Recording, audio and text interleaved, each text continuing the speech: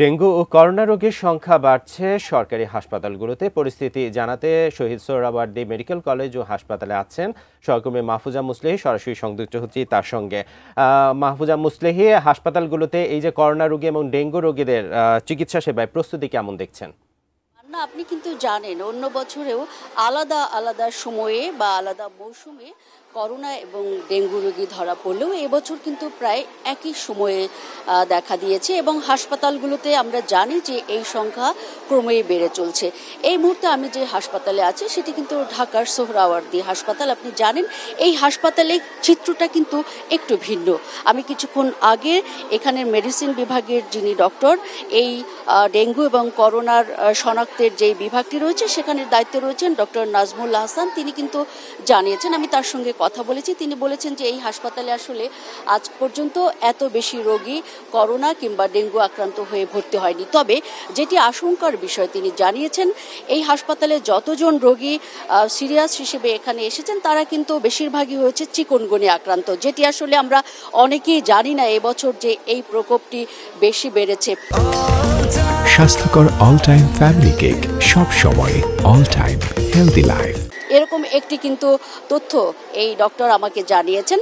এই ওয়ার্ডে আপনি দেখতে পাচ্ছেন যে এখানে একটি পুরুষ ওয়ার্ড, এখানে কিন্তু অনেক রোগী এসেছেন যারা আসলে চিকুনগুনিয়া আক্রান্ত হয়েছেন। আসলে এখানের যেই চিকিৎসকরা রয়েছেন তারা কিন্তু খুব হিমশিম খাননি এরকম আমরা বলতে পারি। তবে আশঙ্কা করছেন যে এবছর অনেক বেশি এই চিকুনগুনিয়া রোগী আক্রান্ত হবে।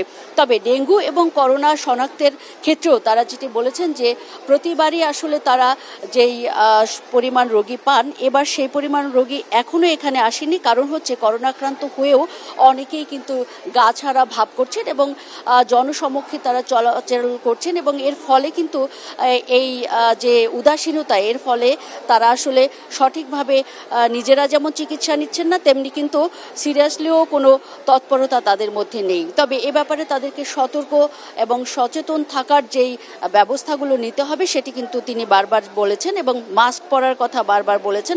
আমরা জানি যে যারা এই সর্দি কাশি নেই এরকম রোগী যারা এখানে এসেছেন তাদের কিন্তু অনেকেরই আসলে ডেঙ্গু এবং করোনা আক্রান্ত হয়েছে এবং ভেতরে ভেতরে তারা আক্রান্ত হয়ে আছেন, কিন্তু তারা আসলে চিকিৎসা সেবা নিচ্ছেন না।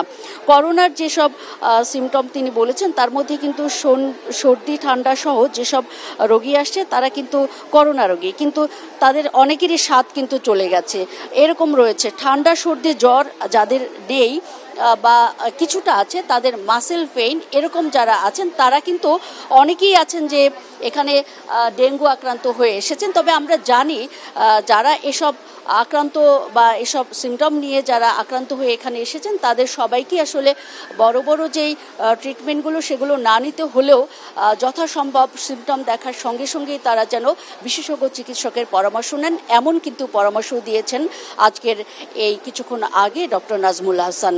জি, এই ছিল আমার কাছে বান্নার সবশেষ পরিস্থিতির খবর এই হাসপাতাল থেকে।